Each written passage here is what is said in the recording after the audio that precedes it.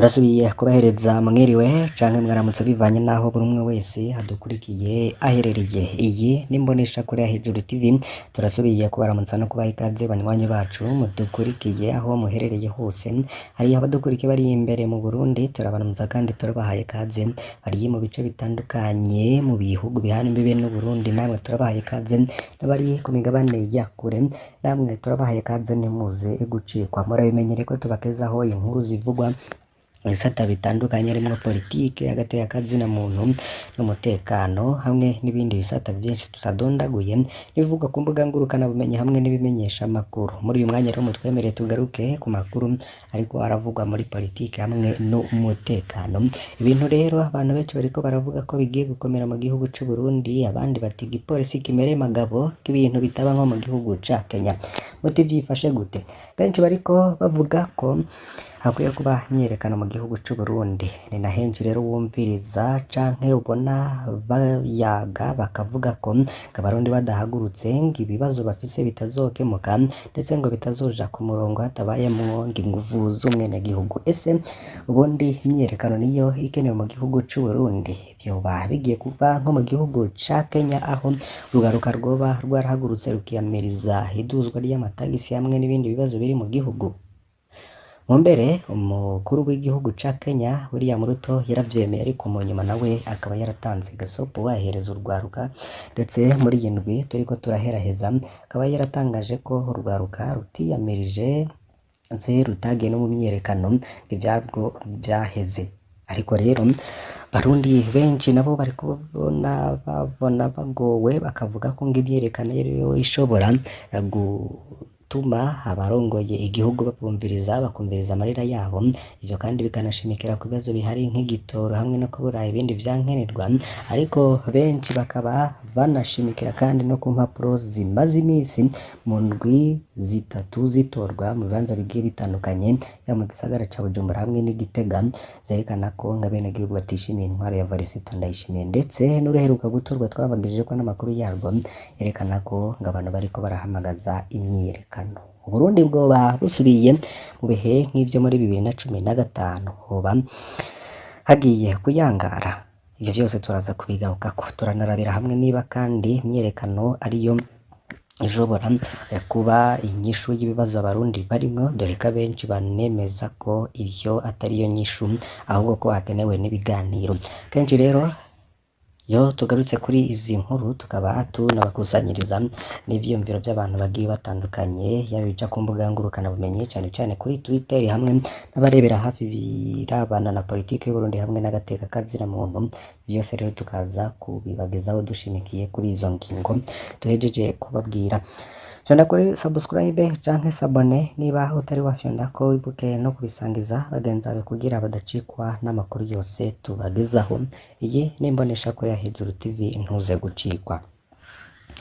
Nekenshi umukuru w'igihugu Varisito Ndayishimiye yumvikana mu majambo yiwe avuga ko hari abategetsi boba bashaka kuzamura canke kuduza urwaruka kugira ngo rugire yegere ngo kubera ibibazo bihanze igihugu. Ubwa mbere bitangaje agiye gukombora Alain Guillaume Bunyoni, ndetse no mu minsi iheze akaba yaranabitangaje mu gihe abarundi bari mu mwihebura vize n'imyidogo ikomeye cane yo kubura igitoro. We ubwiwe akaba yaremeje ko hari umutegetsi yoba yarabujije ko igitoro kiboneka mu gihugu c'u Burundi kugira ngo abenegihugu bahaguruke kubiyamiriza umukuru w'igihugu, ndetse hace haba kudeta yo gutembagaza ubutegetsi bwiwe bwa Varisito Ndayishimiye. Ubu rero ibintu aho biriko birabera bibi, nuko abantu benshi bariko bakoresha ya majambo ngo duhaguruke, ngo duhaguruke, ngo duhaguruke twiyamirize ngo ibiriko birakorwa n'iyi ntwaro, ngo duhaguruke twiyamirize ngo ibiriko birakorwa na leta ya Varisito Ndayishimiye, ngo duhaguruke ngo tuduze ijwi ryacu kugira ngo ryumvikane. Benshi rero bakaba babona ko ngo imyiyerekano ngari ishobora gutuma ngo Burundi busubira ku murongo canke ngo abenegihugu babona ivyankenerwa. Bakaba babisanisha n'ivyabaye mu gihugu ca Kenya, aho urwaruka rukaba rwarahagurutse ruja mu myiyerekano ikomeye cane. Yanatumye rero haba n'ico abantu bese bise demokarasi, ariko mu nyuma perezida w'igihugu akaba yaratanze gasopo abwira urwaruka ko ata muntu n'umwe azosubira guhaguruka ngo ariko aragira imyiyerekano, dore ko bari bageze no ku ngoro y'inama nshingamateka yo mu gihugu ca Kenya, barinjira ndetse bakaba barononye ibintu bigiye bitandukanye. Ku rundi ruhande mu gihugu ca Uganda naho urwaruka rwabo rwari rwateguye imyiyerekano yo kwiyamiriza ibiriko bikorwa na perezida Museveni, ariko bakiyitangura rwose ibintu vyahise bibakomerana, ndetse perezida Museveni akaba yarasetse cane uwa Kenya ko ngo we atokwemera ko ivyo bintu biba mu gihugu ciwe. Abantu rero baje bakibaza niba mu gihugu c'u Burundi iyo myiyerekano ibaye ngo hari ico ishobora guhindura, dore ko abarundi bagowe ndetse bari mu bibazo bikomeye cane. Ariko kandi ku rundi ruhande nk'umwihezo wacu ngaha kuri Imboneshakure ya Hejuru TV, abamenyesha amakuru badukorera babona ko imyiyerekano atari co kintu ca mbere gikwiye kuza imbere mu gihugu c'u Burundi, ahubwo nuko abategetsi bo kwicara ndetse bakanatunganya imigambi yo kugira ngo abenegihugu babone ivyankenerwa, ariko kandi tukaba tunabona ko abenegihugu bo bokora ivyabo, ariko kandi n'indongozi zabo zigakorera vyose mu nyungu z'umwenegihugu. Abategetsi rero barondera amahera bakaduza ibiciro vy'ibintu vyankenerwa, ivyo byose rero ngo biba bishimikiye ku maronko yabo cane cane, dore ko vyanagaragaye no mw'itangwa ry'ibitoro, aho usanga bamwe mu bategetsi bakomeye aribo bakidandaza ku masitasiyo atandukanye. Hariho abakozi b'iperereza n'ubundi bemerera uwo bashatse wese kugira ngo abe ari we aronka igitoro. Kenshi rero ibirabana n'ibinyobwa, ibirabana n'igitoro bikaba bidandazwa rero n'abakomeye mu gihugu c'u Burundi. Mu minsi ya zero niho havuzwe ivy'ubutare bwatowe mu ntara ya Kayanza, ndetse nk'uko umukuru w'igihugu Varisito Ndayishimiye yabitangaje ngo Burundi bwoba bugiye gukira, ariko rero amakenga abarundi bagize ngo nuko ubwo ubutare bwose ngo bushobora gucukurwa ndetse bukaba bushobora kwimbwa, mahera abuvuyemwo akaja mu mifuko y'abategetsi bakomeye cane. Ariko na Pacifique Ninazwe ubwiwe yatangaje ko umukuru w'igihugu afatekanije n'umugwizatunga azwi ku izina rya Mayondori, ndetse amenyerewe mu kwimba ubutare, ngo boba barafashe rero ubutare barabwimba, ngo bakaba barabutandaje babujana hanze mu gihugu y'igihugu. Ibi byose rero bikerekana ko Uburundi bukomerewe cane muri iki gihe. Rero benshi rero niyo mpamvu bariko baravuga ngo imyiyerekano niyo ngo ishobora gutuma abarundi ngo berekana ko bababaye, dore ko no muri izo nzandiko ziriko ziraturwa mu bice bigiye bitandukanye, ziriko zerekana ko ngo abarundi bagowe, ndetse bishobora gutuma ngo bakora imyiyerekano ikomeye cane kugira ngo ijwi ryabo ryumvikane.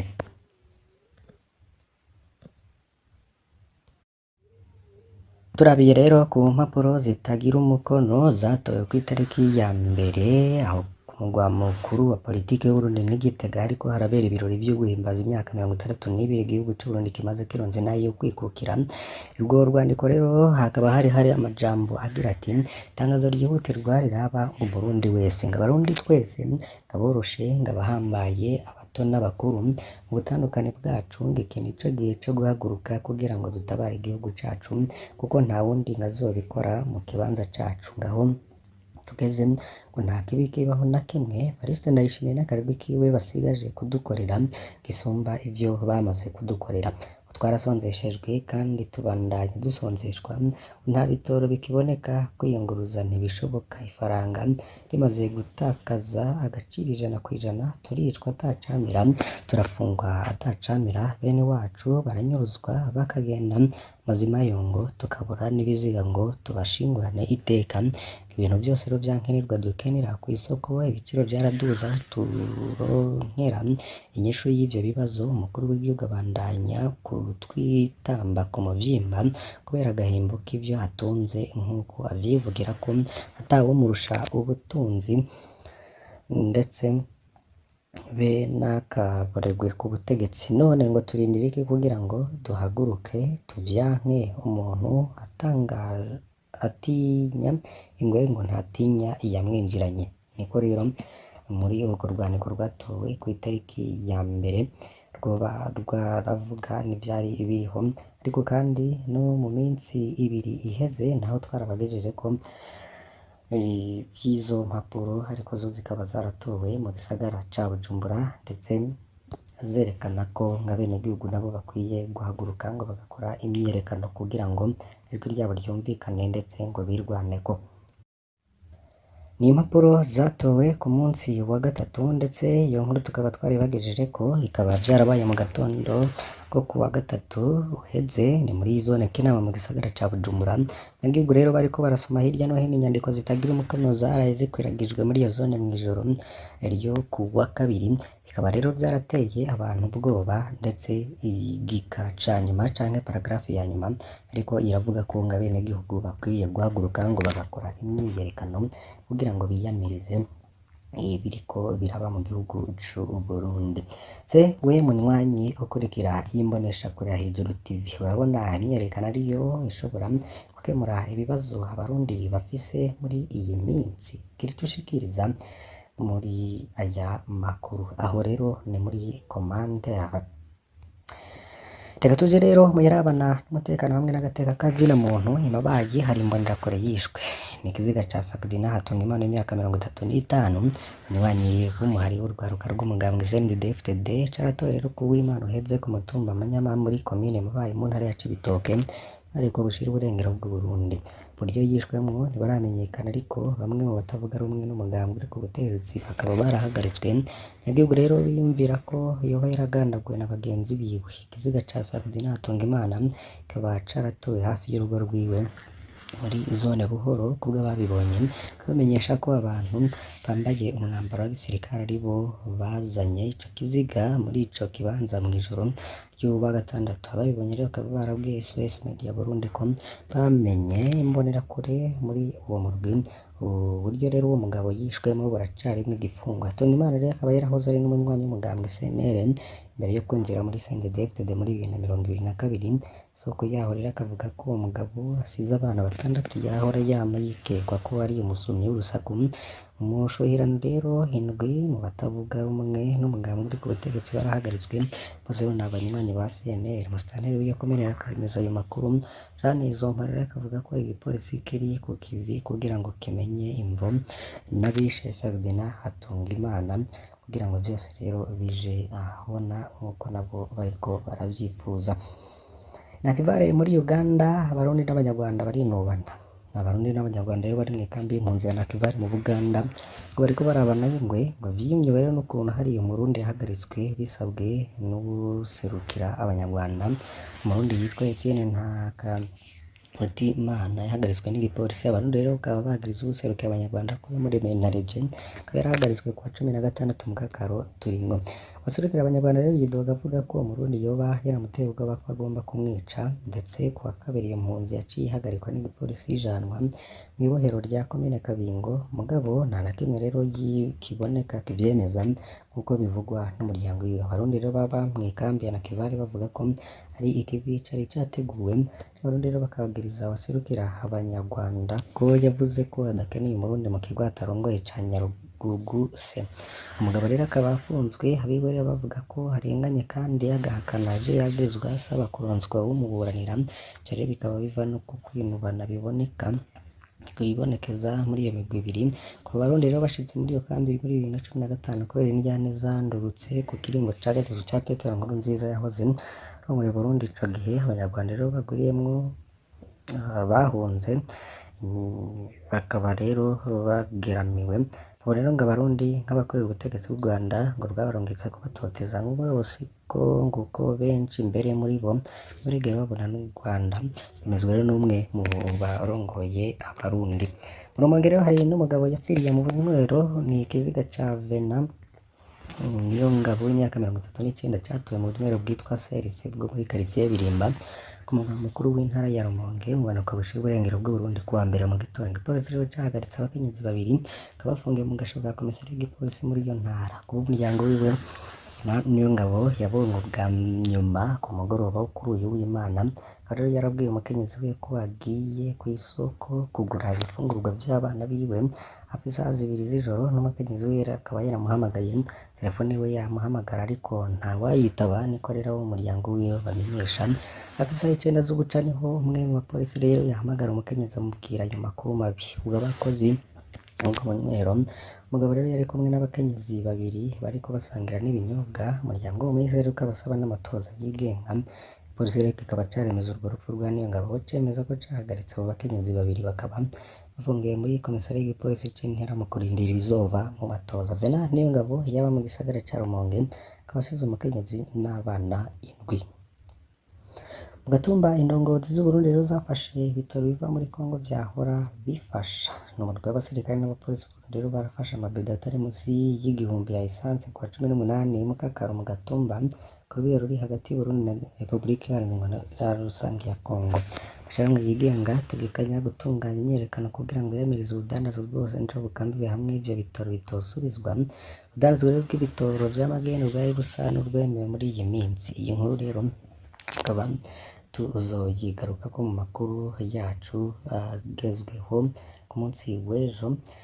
Bukina nyene rero hari n'umutamakazi w'imyaka ishika 60 yicishijwe n'igipanga. Nicolette Nduwimana w'imyaka 39 yaricishijwe igipanga mw'ijoro ryo kuwa 20 rishira 21 mu Kakaro. Intwaro rikaba ryarabereye mu gaco ka Myave zone Ndora muri komine Bukina nyene mu ntara ya Cibitoke, ariko bicira uburengero bw'Uburundi. Mu ntwaro rero muri komine bakaba bavuga ko matohoza ariko araba tati y'amatongo yoba ariyo ntandaro y'ubwo bugizi bwa nabi. Nicolette Nduwimana rero akaba yarishwe n'abantu bataramenyekana kubwo ababanyi biwe. Umupfakazi yabana n'umuhungu wiwe w'imyaka 22 yahwigiwe ari mw'itiro nk'uko bivugwa n'abamwegereye. Twakanguye n'imivugo twashitse ku rugo rwa Colette harenganye yari ku kanyuma. Mu bisanzwe n'ibivuga rero n'ababibonye bavuga ko yishwe yaheruka gutsinda urubanza ruri muri sentare nkuru y'intara ya mu rubanza rw'amatati y'amatongo yo mu muryango.